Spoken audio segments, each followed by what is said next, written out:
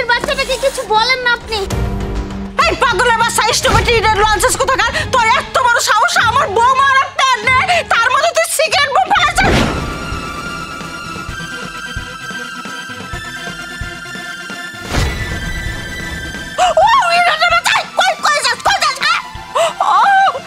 বৌমা তোমরা ঠিক আছো তো?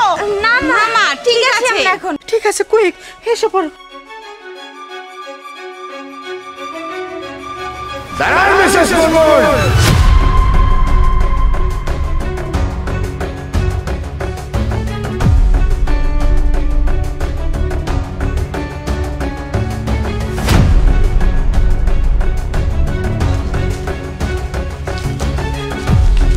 কি ব্যাপার মিসেস মুনমুন, আপনার 4 পুত্রবধূ নিয়ে কোথাও যাচ্ছেন বুঝি?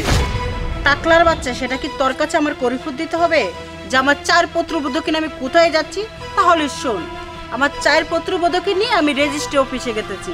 আমার সম্পত্তি বাড়ি গাড়ি যা কিছু আছে না, আমার 4 বৌমার নামে আমি লিখে দিব, কারণ আমার মনের আশা পূর্ণ করেছি। 4 বৌমা একই সাথে প্রেগন্যান্ট হয়েছে। বাবা বাবা বাবা, খুব সুন্দর মিসেস মুনমুন। আপনাকে একটা গুড নিউজ দেই, এই যে আপনার 4টে পুত্রবধূ আছে না, একটাও প্রেগন্যান্ট নয়।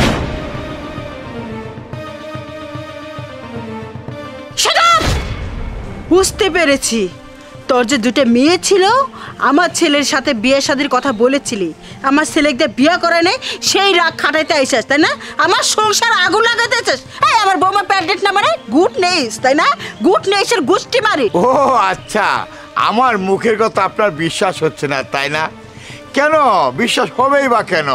এর আগেও বলেছিলাম আমার 2টি মেয়ে আছে, আপনার ছেলে দিয়ে বিয়ে করিয়ে নিয়ে যান।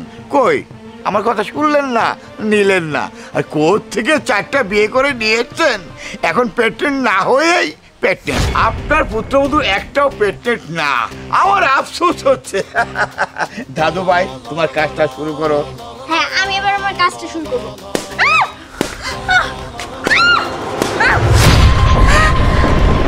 দেখো মামি, বৌমা তোমরা প্রেগন্যান্ট না, আমার সাথে তোমরা নাটক করেছো। ও মাই গড, এখন বিশ্বাস হলো আমার কথা? আমি তো বলেছিলাম আগেই একটাও প্রেগন্যান্ট নয়। রফিক ভাইয়া, আমি আপনাকে ভুল বুঝেছিলাম, কিন্তু কেয়ার করলাম আমার সাথে এরকম, কেয়ার করলাম আমার লগে। কি কারণে করেছে এটা শুনতে চান?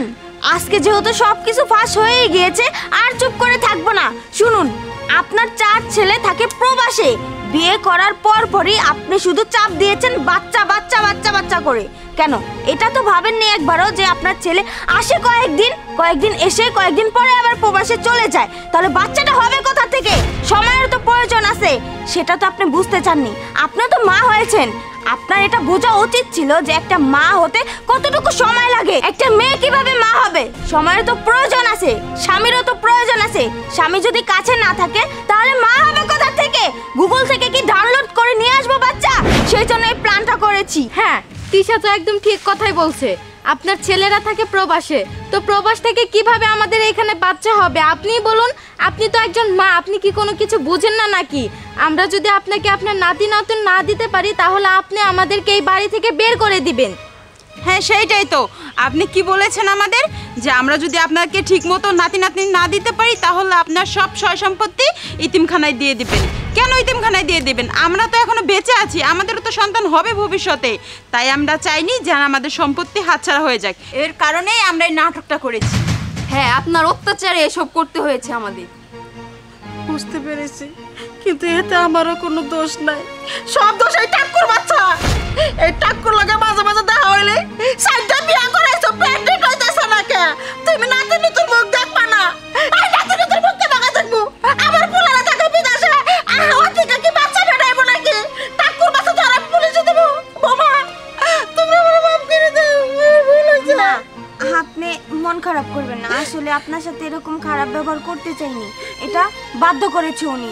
যাই হোক আপনার কোনো দোষ নেই। ভালো করছো, খারাপ ব্যবহার না করলে আমার চোখ কান খোলা হতো না, খোলা হয়ে গেছে। না যাই জমি যাবো সব লেগে দেবো, না যাই রেজিস্ট্রি অফিসে নিয়ে যাবো। আব্দুল্লাহ মাজুন সাহেব, কি বুঝলি? ওর যে বেন নাই এনে কয় না, তুই দেয় আমার, তুই ক। কিন্তু মাজুন সাহেব থানার কথা কইবেন, বুঝলেন? আরে রাখো তোমার থানা, হ্যাঁ ওগুলো থানা আমার পকেটে থাকে। চলো তো দেখি আমাদের কাজ আমরা যাই চলো চলো চলো